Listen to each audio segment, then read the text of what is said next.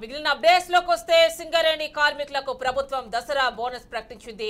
సంస్థ లాభాల్లో 3వ వంతు సింగరేణి ఉద్యోగులు కార్మికులకు దసరా కానుకగా ఇవ్వనున్నట్లు వెల్లడించింది. ఈ మేరకు 796 కోట్ల బోనస్ ప్రకటిస్తున్నామని, దీని ప్రకారం సింగరేణి పర్మనెంట్ ఉద్యోగులందరికీ సగటున 1,90,000 రూపాయల బోనస్ వస్తుందని తెలిపారు. వీరితో పాటు కాంట్రాక్ట్ ప్రాతిపదికన పనిచేస్తున్న కార్మికులకు కూడా తొలిసారి బోనస్ క్రింద 5,000 రూపాయలు ఇస్తున్నట్లు ప్రభుత్వం తెలిపింది. ఇక దీనిపై సింగరేణి కార్మికులు సంతోషం వ్యక్తం చేస్తూ ప్రభుత్వానికి ధన్యవాదాలు తెలిపారు. ఇక పూర్తి డీటెయిల్స్ మా కరెస్పాండెంట్ మరి కాసేపట్లో అందిస్తారు. ఆ డీటెయిల్స్ కూడా చూద్దాం.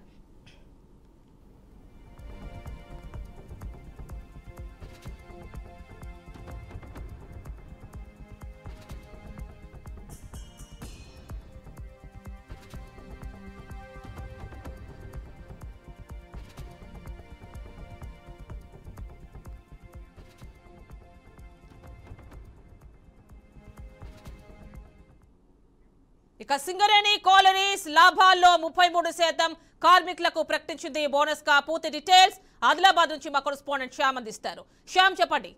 రేవంత్ రెడ్డి తీపి కబురు అయితే చెప్పడం అయితే జరిగింది. సింగరేణి కార్మికులకు సీఎం రేవంత్ రెడ్డి తీపి కబురు చెప్పడంతో సింగరేణి కార్మికులతో పాటు వారి కుటుంబ సభ్యులు కూడా ఆనందాన్ని వ్యక్తం చేస్తున్నారు. సింగరేణికి వచ్చిన లాభాల నుండి 33% సింగరేణి కార్మికులకు అయితే కేటాయించడం అయితే జరిగింది.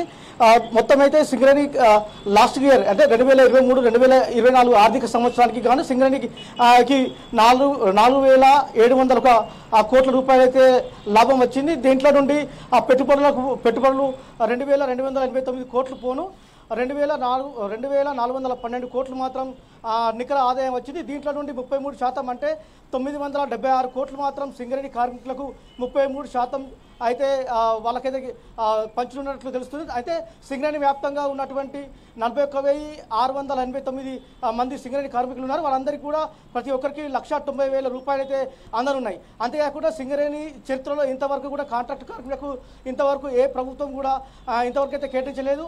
అయితే సీఎం రేవంత్ రెడ్డి మాత్రం ఎవరైతే సింగరేణి వ్యాప్తంగా ఉన్నటువంటి 25,000 మంది కాంట్రాక్ట్ కార్మికులు ఉన్నారో వాళ్ళందరికీ కూడా తలా 5,000 చొప్పున కూడా వారికి దసరా బోనస్ అయితే కేటాయించడం జరిగింది. దీంతో ఎవరైతే కాంట్రాక్ట్ కార్మికులు ఉన్నారో వారు కూడా సంతోషాన్ని అయితే వ్యక్తం చేస్తున్న పరిస్థితి కనబడుతుంది.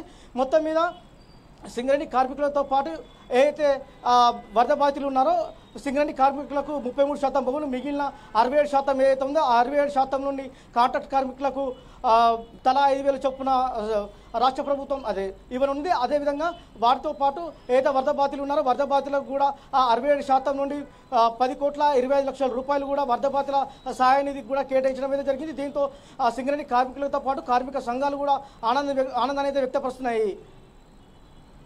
Right Shyam, thank you.